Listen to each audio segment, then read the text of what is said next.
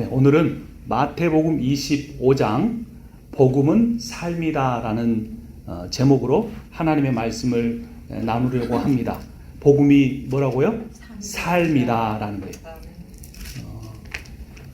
이 삶이라는 주제를 가지고 마태복음 25장에 세 가지 이야기가 나옵니다. 이 세 가지 이야기의 첫 번째 이야기는 열처녀 이야기입니다. 처녀가 몇 명이에요? 10명이에요. 근데 5명은 슬기로운 처녀, 5명은 미련한 처녀예요. 마침 제가 어제 결혼식을 다녀왔습니다. 여러분, 그 산타아나에 있는 바우어스 뮤지엄이라는 곳에 갔는데요. 그 스페인 양식으로 지어진 아주 아담한 뮤지엄인데 야외에서 결혼을 했어요. 근데 정말 그 장소가 아름다웠습니다. 그리고 신랑 신부가 25살 밖에 되지 않았어요. 참 어리죠. 미국에서는 그렇게 어려도 결혼할 수 있다는 문화가 참 좋은 것 같아요.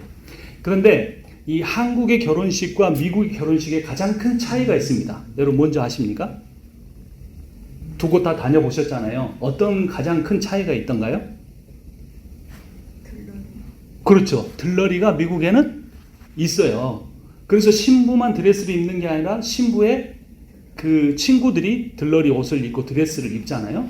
그러니까 마태복음 25장에 세 가지 이야기가 있는데 첫 번째 이야기에 10명의 처녀가 있는데 이 10처녀는 신부가 아니고 뭐다? 들러리다라는 거예요. 이 들러리들이 있는데 왜 5명은 슬기로운 들러리가 되고 5명은 어리석은 들러리가 되었을까?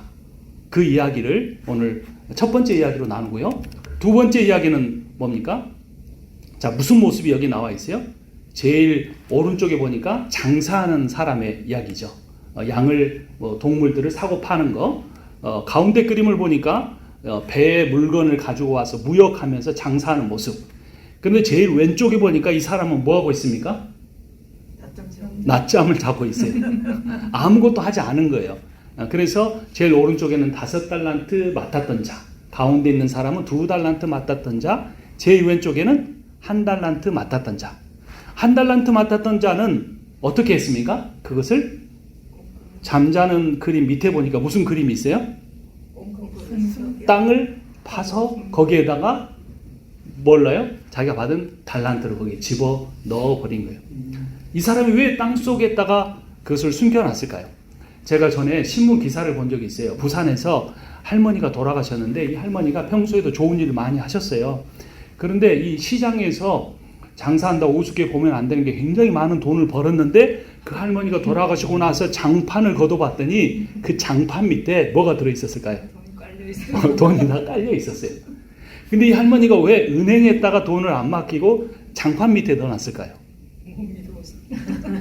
미국에서 그렇게 하는 경우와 한국에서 그렇게 하는 이유가 다릅니다. 미국에서도 집안에다가 현금을 놔뒀다가 도둑 맞은 분들도 있어요. 그분들은 왜 그렇죠? 뭐 이러저러한 우리가 말할 수 없는 이유가 있어요. 근데 한국에서는 은행을 못 믿어서. 왜냐하면 그 6.25 전쟁 난리통에 피난을 와서 부산까지 왔는데 그때 당시엔 은행이라는 것을 믿을 수가 없었던 거죠. 그래서 내가 늘 깔고 눕는 장판 밑이 제일 안전한 곳이다. 그런데 예수님 당시에도 그런 생각이 있었습니다. 아무도 모르는 땅 속에다가 자기가 가진 돈을 묻어놓는 것이 제일 안전한 방법이다. 근데 문제는 그 어리석은 5명의 처녀나 이 1달란트를 땅 속에 묻었던 자들이 천국에 갔다 못 갔다? 못 갔다라는 이야기예요. 그 땅 속에 묻어놓은 일이 그렇게 잘못이었을까? 우리가 그런 궁금증을 가지고 오늘 하나님의 말씀을 보도록 하겠습니다. 그럼 세 번째 이야기는 무슨 이야기일까요?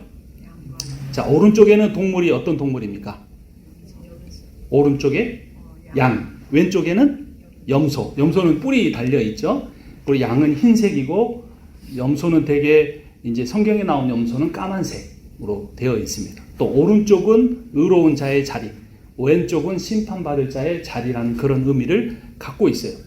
근데 이 사람 중에 어떤 사람은 양의 편에 속한 사람이 있고 어떤 사람은 염소의 편에 속한 사람이 있는데 이 염소에 속한 사람도 천국에 갔다 못 갔다?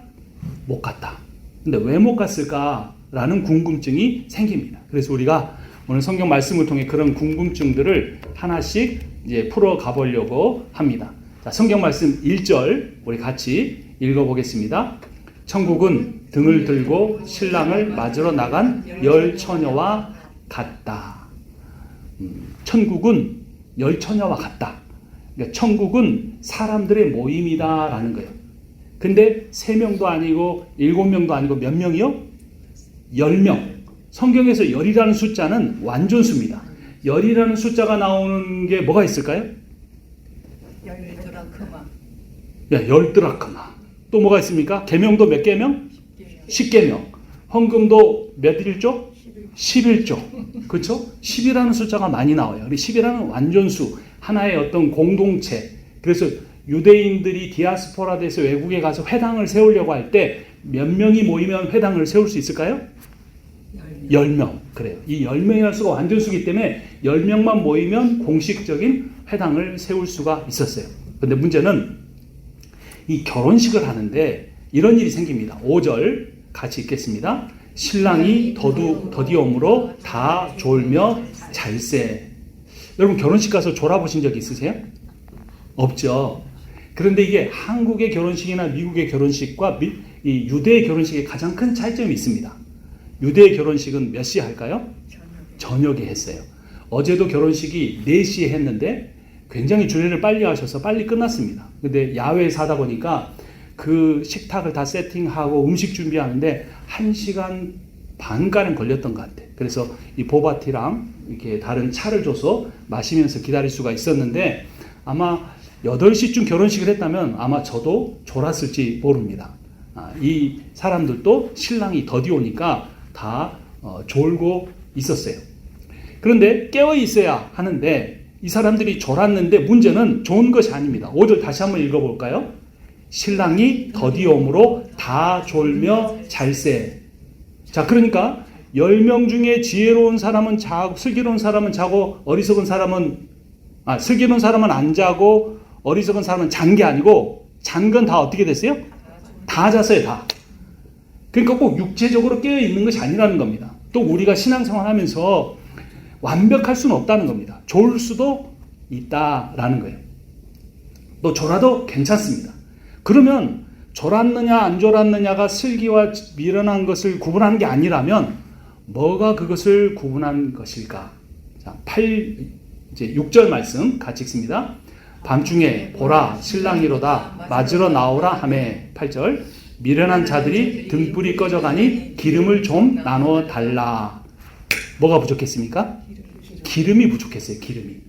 여기는 보면 영어 성경에 램프라고 나와 있고 한글 성경에 등이라고 나와 있는데 실제로는 횃불 같은 겁니다. 이 횃불 나무로 되고 끝에는 지푸라기를 모아놓은 거기에 이제 기름을 묻혀놓으면 그 이제 신랑이 오면 불을 태우는데 문제는 신랑이 늦게 온 거예요. 그래서 기름이 조금 준비해 오는 사람은 그 기름이 다 떨어져 버리고 좀 지혜로운 사람은 기름을 충분히 준비해 왔던 겁니다. 그래서 뭐라고 부탁했어요? 내 등불이 꺼져간다. 친구야, 기름을 좀 나눠주라 라고 부탁을 했습니다. 여러분 같으면 어떻게 하겠습니까? 빌려줄까요? 안 빌려줄까요? 충분하면 좀 빌려주겠는데 네. 딸랑딸랑하면 좀 내 것이 부족하면 나도 딸랑딸랑하면 못 빌려줄 수 있죠. 그렇죠? 만약에 부부 사이라면 어떨 것 같은데 부부 사이. 천국이 지금 문이 열렸는데 지금 남편 거는 기름이 떨어져 가요. 내 거는 좀 있어. 나눠주겠어요? 못 나눠주겠어요? 요상한 질문을 요상한 질문이네. 네. 그러면 자녀가 있어요. 자녀가 있고 자녀 것이 떨어져 가. 그럼 내가 줄 수 있을까요? 없을까요? 자녀 같으면 줍니까? 너무 좀 남편들이 섭섭한 상황이 됩니다. 그런데 사실은 줄 수 있는 것이 아니죠. 마음은 그렇지만 구원은 하나님과 나와의 인격적 관계 속에서 이루어지는 거니까 줄 수가 없었습니다. 그래서 슬기로운 사람들이 이렇게 말합니다. 9절 같이 읽겠습니다. 슬기 있는 자들이 이르되 다 부족할까 하노니 너희 쓸 것을 사라. 너 나눠줬다가 같이 다 쓸 수 있으면 되는데 너 나눠줬다가 너도 부족하고 나도 부족하면 다 망한다. 너 저기 가면 금방 가게가 있으니까 얼른 가서 기름 사와라 그랬어요. 그러면 이해가 되는 거니까 어떻게 합니까? 기름을 사러 갔어요. 그런데 어떤 일이 일어납니까? 10절 같이 읽습니다. 그들이 간 사이에 신랑이 오므로 준비하였던 자들은 혼인잔치에 들어가고 문은 닫힌지라. 저도 어제 식탁 세팅하는데요. 이 1시간 반을 기다리는데 좀 지루한 면도 있었어요. 그리고 좀 미국 사람들은 왜 이렇게 느릴까? 한국 사람들이 준비를 했으면 30분이면 할 거를 한 명이 가서 테이블 놓고 그 다음 사람 꽃 갖다 놓고 한참 있다 뭐 이렇게 하는 거예요. 그런데 여기서 이 기름을 준비하러 갔는데 어떻게 됐습니까? 신랑이 왔어요. 그리고 혼인잔치의 문이 닫혀 버렸어요. 그래서 어떻게 됩니까? 그 사람들은 혼인잔치에 들어가지 못합니다. 그리고 그들이 이 닫힌 문을 두드리면서 제발 우리가 그 혼인잔치에 들어가지 못했으니 문을 열어달라고 합니다. 그때 신랑이 이렇게 말합니다. 너희가 누구냐? 내가 도무지 너희를 알지 못하겠노라 라고 말합니다. 그렇다면 이 5명의 어리석은 처녀들이 준비하지 못한 것은 무엇이었을까요? 왜 그 준비하지 못한 것 때문에 그 신랑은 그들을 받아들여주지 않았을까요? 그 사람들이 혼인잔치에 오지 않았던 게 아닙니다. 기름도 준비하지 않았던 것도 아닙니다. 준비되어 있고 신랑을 맞이하고 싶었고 혼인잔치에 들어가고 싶었는데 왜 그들은 혼인잔치에 들어오는 것이 거절되었을까요? 그것은 그 혼인잔치에 신랑이 말한 것처럼 내가 너를 알지 못한다라는 말은 주님과 우리와의 인격적 관계를 의미합니다. 여러분, 사랑은 아는 만큼 할 수 있다. 제가 이렇게 말했는데요. 그 말에 동의가 되십니까? 사랑은 아는 만큼 할 수 있다. 아까 배우자에 대한 것과 이 자녀에 대한 것에 여러분들의 마음이 약간 달랐는데 그 이유는 뭘까요? 제가 저번에도 설교 시간에 한번 질문하고 답을 해드린 적이 있었는데 첫 번째는 자녀는 연약하기 때문에 그렇습니다. 내가 그 아무것도 할 수 없었던 자녀에게 내가 없었으면 그 자녀들은 생존을 할 수 없었어요. 핏덩이로 이 세상에 태어나서 젖을 먹이고 음식을 먹이고 돈을 벌어서 키웠기 때문에 연약함이에요. 또 하나 자녀를 사랑하는 이유가 있다 그랬습니다. 그것은 내가 자녀를 어느 누구보다 잘 알기 때문입니다. 내 뱃속에 있었을 때부터 또 그 자녀들이 기억하지 못한 어린 아기 시절부터 쭉 자라온 모습을 내가 누구보다 잘 알기 때문에 우리의 자녀를 우리가 사랑합니다. 그래서 사랑이라는 것은 아는 것을 의미합니다. 그러니까 우리가 신앙생활 한다는 것은 무엇을 의미하냐면 하나님을 알아가는 겁니다. 하나님을 완벽하게 알 수는 없지만 저처럼 무슨 신학을 하고 어떤 학위를 받는다고 알아가는 것이 아니에요. 저 어렸을 때 권사님들 한글을 모르시는 분들이 있었는데 한글을 모르시는 분들이 교회에서 성경을 읽으면서 성경을 읽으신 분들이 있었어요. 근데 거기에 성령의 역사가 있는 거예요. 그 하늘의 비밀은 성령이 역사하심으로만 하나님을 알아가는 거예요. 교회를 계속해서 다니고 있는데 내가 하나님을 날마다 매주마다 더 깊이 알아가고 있지 못하다면 우리는 뭐가 떨어져 가고 있는 거예요? 기름이 떨어져 가고 있는 거예요. 때로는 좋을 수도 있어요. 몸이 약해질 수도 있습니다. 질병에 들릴 수도 있습니다. 경제적으로 어려워질 수도 있습니다. 인간관계가 힘들어질 수도 있습니다. 그런 고난은 누구나 다 겪는 거예요. 다 졸면 잤어요. 하지만 중요한 것은 그 어려운 상황에서 하나님을 얼마나 의지하고 하나님을 더 알아가려고 하느냐라는 것입니다. 이 로마서 8장 26절 하나님은 어떤 분이신지 같이 읽겠습니다. 이와 같이 성령도 우리의 연약함을 도우시나니 우리는 마땅히 기도할 바를 알지 못하나 오직 성령이 말할 수 없는 탄식으로 우리를 위하여 친히 간구하시느니라.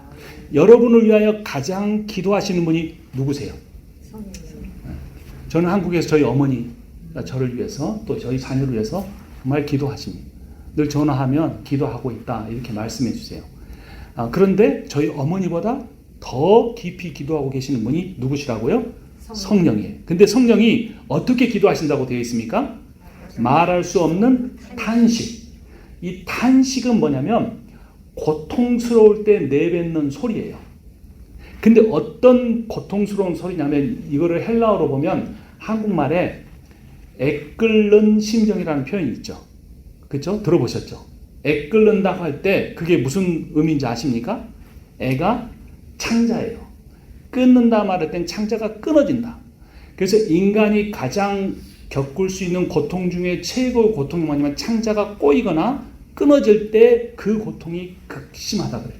그래서 애끓는 심정이라는 말이 그런 이 상황 속에서 생겨난 의미입니다. 그런데 하나님이 이 부족한 종을 위해서 기도하실 때 어떤 심정이라고요? 하나님의 창자가 끊어지는 듯한. 그거는 우리가 자녀 키워보면서 알 수 있어요. 자녀가 고통 겪을 때, 자녀가 그 길이 옳은 길이 아닌데 옳은 길이 아닌 다른 길을 선택하고 방황하고 있을 때, 그때 부모의 심정은 창자가 끊어지는 것 같아요. 너무 아픈 거예요. 그럴 때 그 자녀를 향한 안타까운 마음이, 그런 모성애가, 그런 부성애가 어디로부터 온 거라고요? 하나님 아버지, 그 아버지의 영, 예수의 영이에요. 근데 여러분, 사실 인생에 힘든 건 뭔지 아세요? 외로움입니다. 사람은 외로움을 잊어보려고 여러 가지 일도 하고 돈도 벌어보고 사역도 하는 거예요. 가만히 있으면 너무 외로워요. 누군가를 만나지 않아도 외로워요. 누군가가 사랑을 표현해 주지 않아도 외로워요. 근데 왜 인간에게 그런 외로움이 있을까? 이 파스칼이라고 하는 철학자는 뭐라고 했냐면, 인간의 내면에 있는 그 외로움의 깊이는 이 우주에 있는 모든 것들을 다 쓸어 모아서 거기에 채워도 안 채워진대요. 여러분, 그 채우기를 포기하시겠습니까? 안 하시겠습니까? 그러니까 성공도 해보려고 하고, 공부도 해보려고 하고, 명예도 쌓아보려고 하고, 사람들한테 인정받아 보려고 하는 거예요. 근데 왜 인간은 그럴까? 그게 욕심일까? 아니에요. 인간은 그렇게 지음을 받았어요. 온 천지를 지으신 하나님 아버지의 그 무한한 사랑을 받아야만 하게끔 만들어진 거예요. 근데 그 하나님과의 관계가 끊어지거나 약해지거나 멀어졌을 때 인간은 정말 극도의 외로움을 겪게 되는데, 성경은 우리에게 그런 외로움과 안타까움을 아시는 하나님께서 우리를 위하여 탄식하며 기도해 주신다고 말씀하세요. 그 결과가 뭔지 로마서 8장 2절 같이 읽습니다. 그러므로 이제 그리스도 예수 안에 있는 자에게는 결코 정죄함이 없나니, 이는 그리스도 예수 안에 있는 생명의 성령의 법이 죄와 사망의 법에서 너를 해방하였습니다. 아멘. 뭐 했다고요? 여러분을 해방하였다. 어떤 법에서? 죄와 사망의 법에서. 우리를 억누르는 모든 정죄, 비판, 연약함, 부족함, 허물, 완악함, 고집, 교만, 그 모든 그 정죄로부터 우리가 해방을 얻었어요. 그 해방을 무엇을 통해 얻었다고요? 생명의 성령의 법을 통해서. 예수를 믿는다는 것은 죄사함 받는다는 의미도 있지만 거기서 끝나는 것이 아니라 더 나아가서 예수와 연합하는 겁니다. 그런데 그 예수와의 연합이 무엇을 통해서 이루어지냐면 성령을 통해서 이루어집니다. 그래서 교회는 늘 성령을 추구해야 합니다. 가정이 성령을 추구하고 내 개인의 삶에서 늘 성령과 동행하는가를 점검해야 해요. 그 성령을 통해서 예수를 알아가고 하나님을 더 깊이 매일매일 알아갈 수 있어요. 그래서 이 다섯 처녀가, 어리석은 다섯 처녀가 준비하지 못했던 것은 성령을 통한 하나님과의 연합, 그 연합을 통한 하나님을 알아감이 부족했던 거예요. 하지만 지혜로웠던, 슬기로웠던 이 처녀, 다섯 처녀가 가졌던 것은 하나님에 대한 갈망, 갈급함, 하나님을 알아가는 그러한 삶이었습니다.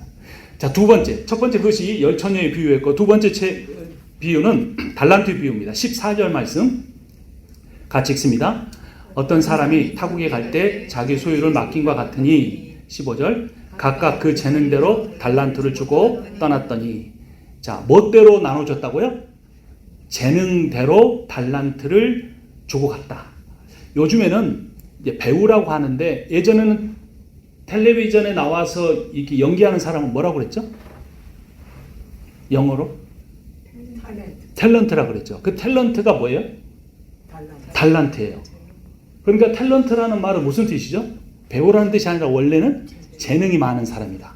막 갑자기 눈물 막 쏟고 막 웃었다가 화냈다가 막 이런 굉장히 그런 표현을 잘하는 재능이 있는 사람이다 라는 거예요. 그래서 그 재능대로 탤런트를 주고 떠났어요. 그래서 첫 번째 사람에게는 몇 달란트? 5 탤런트를. 두 번째 사람에게는 2 탤런트를. 세 번째 사람에는 하나의 탤런트를 남기고 떠났어요. 그런데 5 달란트 맡은 사람은 몇 달란트를 남겼습니까? 5달란트를. 그래서 뭐라고 하냐면 따라서 합니다. 착하고 충성된 종아, 충성된 종아, 내가 적은 일에 내가 적은 일에 충성하였음에 내가 많은 것을 내게 맡기리니 내 주인의 즐거움에 주인의 즐거움 참여할지어다. 그런데 재밌는 게 있어요. 5달란트 맡은 사람이 5달란트를 남겼는데 2달란트 맡은 사람도 2달란트를 남겼어요. 근데 5달란트 맡은 사람에게 한 칭찬과 2달란트를 남긴 사람에 대한 칭찬이 다르다 같다? 같다. 똑같아요. 그러니까 사람의 생각에는 5달란트 맡아서 5달란트 맡겼으니까 총 10달란트이잖아요. 2달란트 맡아서 2달란트 남긴 사람은 총 4달란트니까 차별이 있을 것 같은데 주님이 보시기에는 있다 없다? 없다. 그러니까 내 재능대로 내 능력만큼 최선을 다하면 하나님 보시기에는 어떻다? 다 똑같다는 거예요. 10,000명의 목회를 하든 1,000명의 목회를 하든 10명의 목회를 하든 내 재능대로 내 능력대로 최선을 다해 하나님 앞에 올려드리면 하나님 보시기에는 그게 다 똑같다는 거예요. 그러면 1달란트가 얼마 정도 돈이 될까? 이게 6,000데나리온이었습니다. 근데 1데나리온은 하루 노동자가 받는 하루의 품삯이었어요. 그러면 한 10만 원 정도 받는다고 생각하면 6,000데나리온이면 얼마입니까? 6만? 네, 6만 한 6억 정도 됩니다. 갑자기 이 한글하고 영어로 제가 바꾸면서 했는데 어쨌든 결론은 6억 정도 돼요. 1달란트가. 그러면 5달란트 맡아서 5달란트 남긴 사람은 어느 정도 되냐면 60억 정도. 그렇죠? 그리고 2달란트 맡아서 2달란트 남긴 사람은 사륙에 24억 정도 됩니다. 어마어마한 돈들을 받았고 그것을 남겼습니다. 그런데 문제는 1달란트 받은 사람이었어요. 그 사람이 어떻게 했습니까? 다시 한번 그림을 볼까요?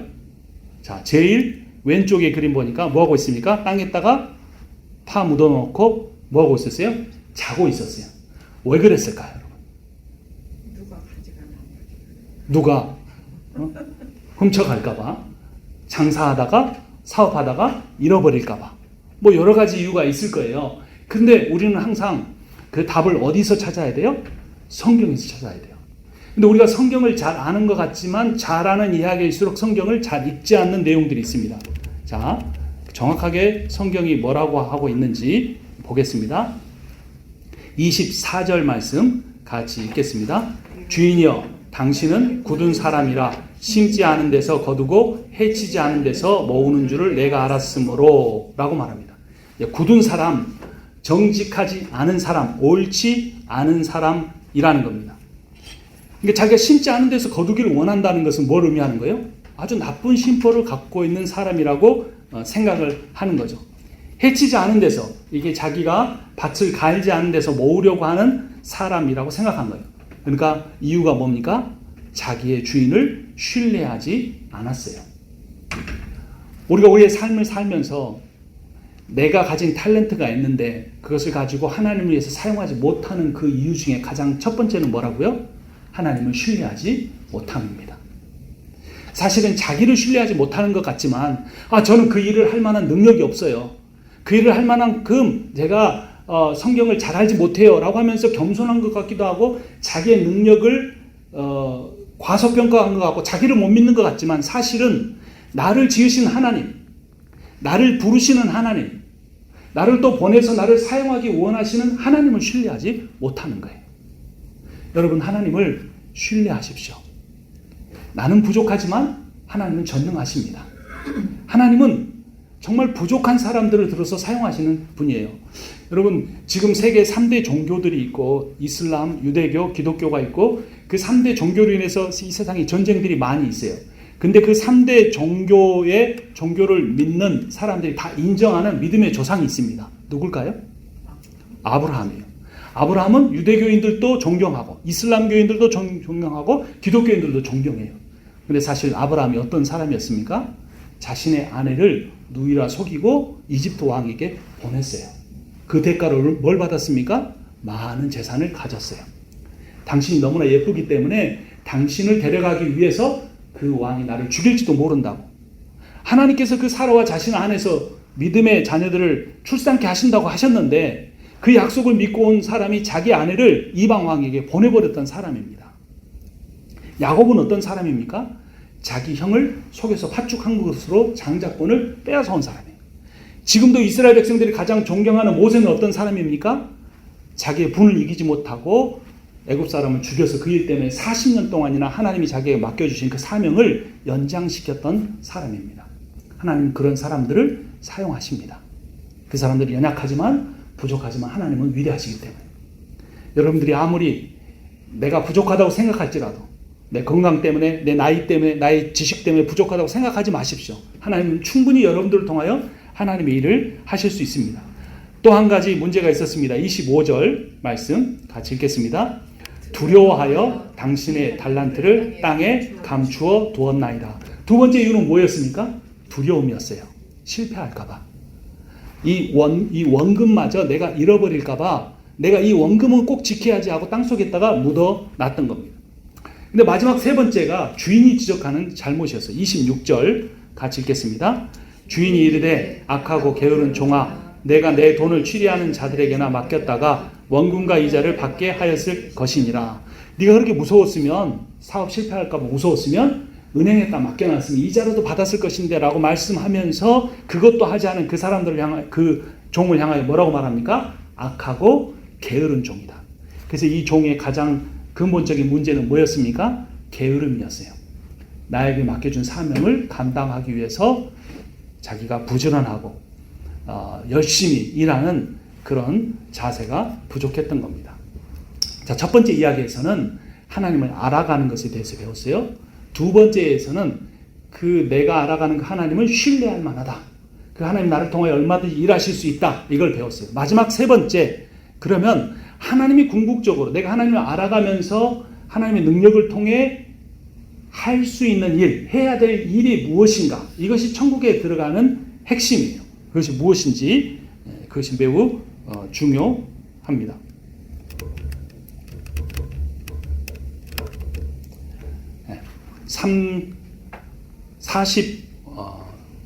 45절 말씀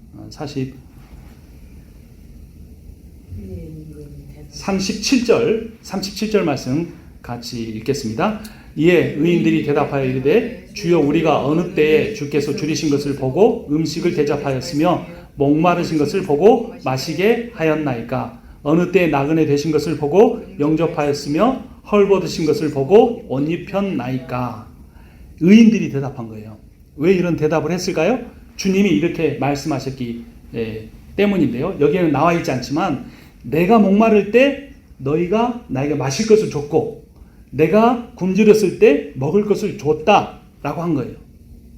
그러면 그 말을 듣고 맞아요 주님 제가 그렇게 했죠. 그걸 다 보고 계셨군요. 정말 감사합니다. 이렇게 말할 것 같은데 이 사람은 정반대로 이야기했어요. 뭐라고 합니까? 노란색에 보니까 어느 때에 주께서 줄이신 걸 제가 봤습니까? 그러니까 그런 적 있다는 거예요? 없다는 거예요? 그런 적 없다는 거예요. 저는 주님을 대접해 드린 적이 없어요. 주님 언제 배고프셨어요? 주님 언제 헐벗고 저에게 나타나셨어요? 저는 주님이 그렇게 한 적이 없어요. 그러니까 의인들은 자기가 했다고 생각하는 거예요? 안 했다고 생각하는 거예요? 안 했다고 생각하는 거예요? 자, 근데 반대로 이제 이 왼편에 있는 염소 같은 사람들한테는 너는 내가 목마를 때 마실 거 안 줬고 배고플 때 먹을 거 안 줬고 내가 옷 벗었을 때 입을 거 안 줬다 그러니까 이 사람들 똑같이 말합니다. 44절, 44절 같이 읽습니다. 그들도 대답하여 이르되 주여 우리가 어느 때에 주께서 줄이신 것이나 목마른 것이나 나그네 되신 것이나 헐벗은 것이나 병드신 것이나 옥에 갇히신 것을 보고 공양하지 아니하더이까? 이 사람들은 주님한테 했다는 거예요? 안 했다는 거예요? 했다는 거예요. 한 줄 알았어요. 근데 마지막에 가보니까 주님이 뭐라고요? 너 나한테 안 했으니까 너는 지옥이야 이렇게 말하는 거예요. 그러니까 이 천국과 지옥문 앞에서 대반전이 일어난 거예요. 나는 주님을 위해 산 것이 아무것도 없다고 생각한 사람들은 주님이 했다고 그러고 나는 주님을 위해서 평생 헌신하고 주님을 위해서 애쓰고 그러고 뭐 어깨에 힘 쫙 들어가지고 막 가면 천국 앞에 플랜카드가 딱 붙어있을 줄 알고 갔더니 너는 이쪽이야 왼쪽 너는 지옥이야 불타. 아니 내가 주님을 위해서 그렇게 했는데 내가 언제 안 했습니까? 이런 거예요. 그러면 여러분은 어떻게 생각하십니까? 여러분은 주님을 위해 했다고 생각하십니까? 안 했다고 생각하십니까? 고민을 좀 해봐야겠죠. 한 것도 있고 아닌 것도 있고. 주님만이 아시나이다. 그 주님만이 아시는. 근데 이 지금 여 본문에 나온 사람들이 이렇게 말해야 되는데 우리 시대가 장점일 수도 있고 안 좋은 점일 수 있는데 계시가 완성이 된 거예요. 성경의 이야기가 이미 다 나왔어요. 이 시대 사람들은 성경이 완성이 안 됐으니까 몰랐다고 변명할 수 있는데 우리는 성경이 다 써 있단 말이에요.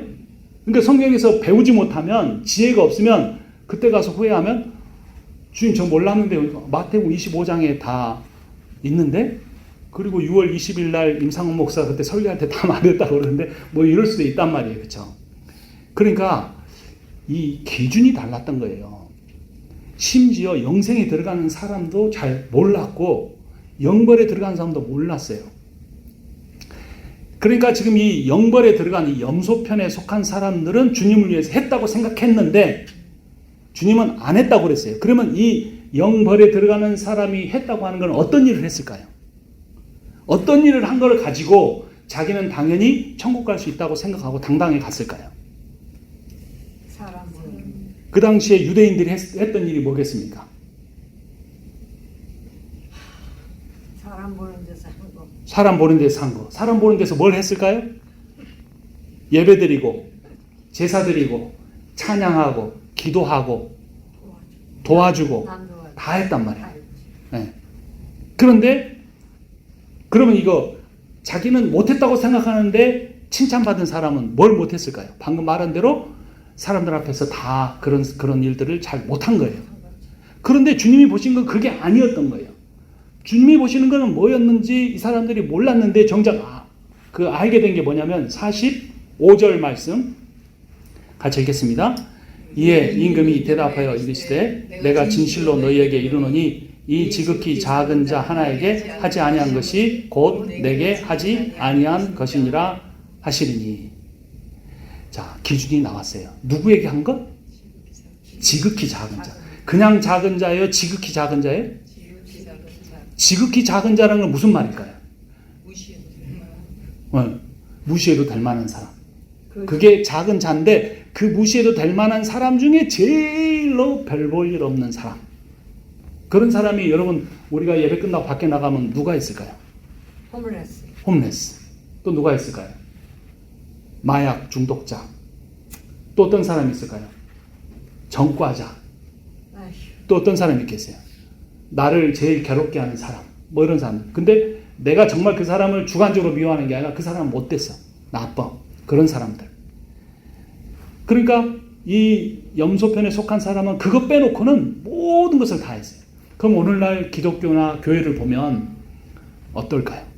지극히 작은 자가 그렇게 사람들의 위로를 받고 섬김을 받고 사랑을 받는지, 아니면 괜찮아 보이고 능력 있고 훌륭하고 선행도 많이 하고 그런 사람들이 더 그런 인정을 받는지, 그걸 우리가 잘 우리의 마음에 새겨 봐야 돼요.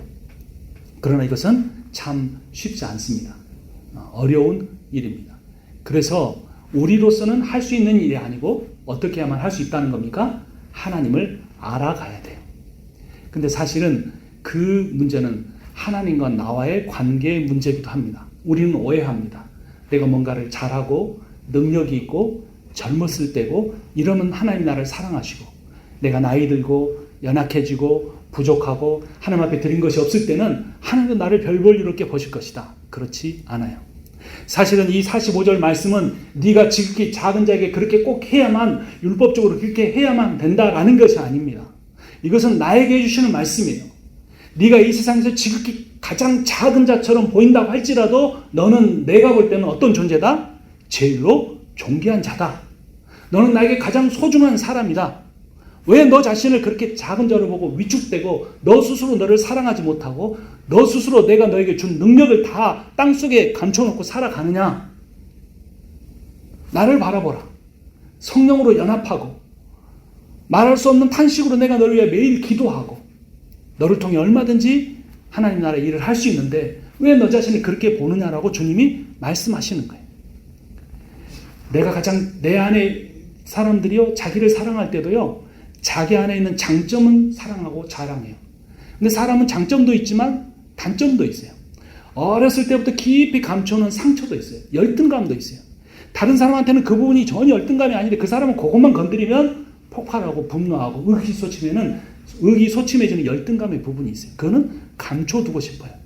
그래서 좋은 관계에 있다가도 그 문제가 건드려지면 어쩔 줄을 모르고 사단이 그거를 건드리면 또 넘어지고 또 넘어지고 해요.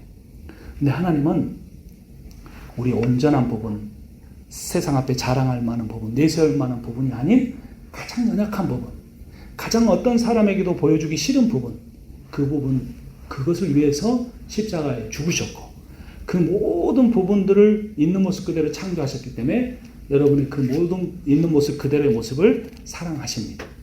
이것이 복음이에요. 하나님을 알아간다는 건 이겁니다. 그렇게 하나님 나를 모든 부분, 연약한 부분까지, 부족한 부분까지 사랑하신다는 걸 알게 될 때 우리가 우리의 자녀들을 볼 때도 그래요. 자녀들에 대한 사랑은 참 깊고 심오하면서도 때로는 단순하고 세속적일 때도 있어요. 어떨 때는 자녀가 잘할 때는 정말 사랑스럽고 그러다가도 못할 때는 또 자녀에 대해서도 판단할 때도 있어요. 자녀들 중에도 비교가 되는 자녀들도 있습니다. 그런데 우리가 복음을 받아들이는 부모라면 내 모든 모습이 하나님 앞에 받아들인 것을 내가 믿는다면 자녀들에게 있어서도 그 확신을 심어줘야 합니다. 네가 아무리 부족하다고 할지라도 나는 그 모든 것까지 살아요.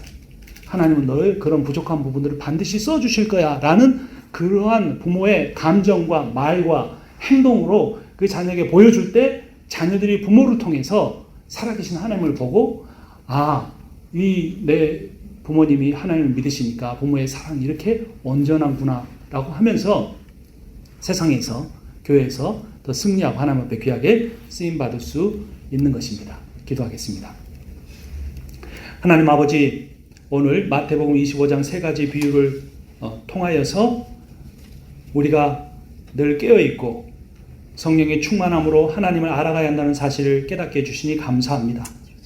하나님, 우리에게 재능들이 있는데 내가 몇 달란트 맡았는가 비교하지 않고 내게 주어진 탤런트에 만족하며 최선을 다해 주님을 신뢰함으로 주님에게 쓰임받게 하여 주시옵소서. 하나님 아버지, 우리가 또 세상을 살아가면서 교회 안에서든 교회 밖에서든 지극히 작은 자를 만날 때마다 저분이 예수시구나 하는 마음으로 가서 섬길 수 있게 하여 주옵소서. 우리 글로리아 교회가 그 하나님의 영광을 그렇게 작은 자들을 섬기는 교회로서 영광 돌려드리게 하여 주옵소서. 예수님의 이름으로 기도합니다. 아멘. 수고하셨습니다. 고맙습니다.